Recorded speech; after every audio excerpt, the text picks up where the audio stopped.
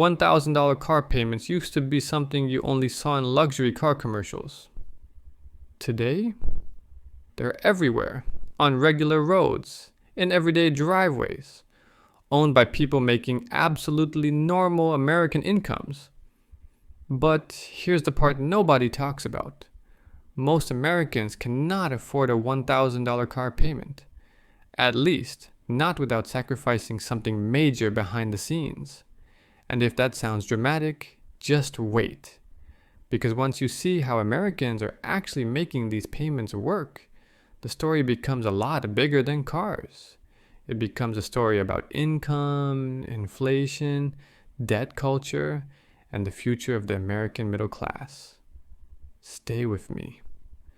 This one decision, this single monthly payment, affects everything from retirement savings to emergency funds to long-term wealth. And most people have no idea what's happening. I'm Grayson Cole, and let's start with something simple. The typical American household brings in a middle-class income. But car prices, they're not middle class anymore. New cars cost more than ever. Loan terms are longer than ever. Interest rates are higher than ever. Put all that together, and suddenly 4-digit car payments become the new normal. Depending on the source, a significant portion of new car buyers now take on extremely high monthly payments. Not luxury buyers, everyday Americans. But here's the twist. Incomes have not kept up. Not even close. The math simply doesn't add up. And that gap, that tiny space between what people earn and what they're committing to, is where the real story begins.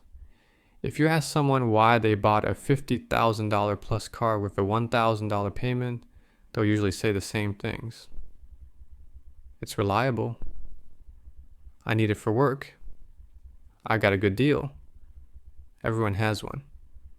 But underneath all of that is psychology.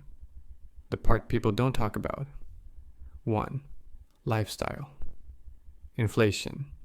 Life got more expensive. So people want something that feels like an upgrade. 2. Social comparison. People see their neighbors, coworkers, and influencers driving new cars and assume they can afford it. So suddenly, driving an older car feels behind. 3. Normalizing debt culture. For decades, Americans were trained to think monthly payments mattered more than the total price. If the payment fits, the car fits, even if it's a terrible long-term choice. 4. Car identity culture. In the US, your car says something about you, and that identity pressure is powerful. But psychology alone doesn't explain how the payments actually happen, because realistically, the numbers don't make sense. So how are Americans doing it? This is where the story gets wild. Most Americans aren't affording $1,000 payments. They're structuring the debt to make it look affordable. Here are the biggest mechanisms happening behind the scenes. First, ultra-long loan. Terms. Car loans used to be 36 to 48 months, then 60, then 72. Now, many people are taking 6 or 7-year loans, and even longer in some cases. Longer terms equals smaller monthly payments, until the interest piles up. It's basically a trap disguised as convenience. Second, negative equity rollovers. A huge number of Americans owe money on cars they no longer own. So what happens? Dealerships quietly roll that leftover debt into the new loan. You think you financed a $40,000 car, but you're actually paying for 2 cars at once, and you don't even realize it. Third, high interest rates. When interest rates rise, everything becomes more expensive, especially cars. Even a standard vehicle can turn into a luxury payment once interest hits. But Americans still sign, because the monthly payment looks manageable. Fourth, dealer add-ons and markups, extended warranties, paint protection, service plans, gap insurance, wheel packages. All of this gets baked into the loan. The car didn't get more expensive, the loan did. Fifth, the illusion of affordability. People aren't buying expensive cars. They're buying expensive time. They're stretching payments so far into the future that the price feels small. But over time, they pay way more than the car is worth. But now we get to the part that shocks most people the most. If you look at American income, American expenses, and American debt levels, you realize something quickly. Most households cannot afford a $1,000 payment without cutting something else. So what are they cutting? 1. Savings. Most Americans are saving little or nothing each month. The car payment eats the savings budget alive. 2. Investments. Roth IRAs, 401ks, brokerage accounts, all delayed. 3. Emergency funds. Most people don't have even a small emergency buffer. One car repair becomes a financial crisis. 4. Travel and lifestyle vacations get delayed. Parents cut corners. People stretch every dollar. 5. Food and essential spending, groceries, healthcare, basic necessities. People trim everywhere they can. 6. Credit cards.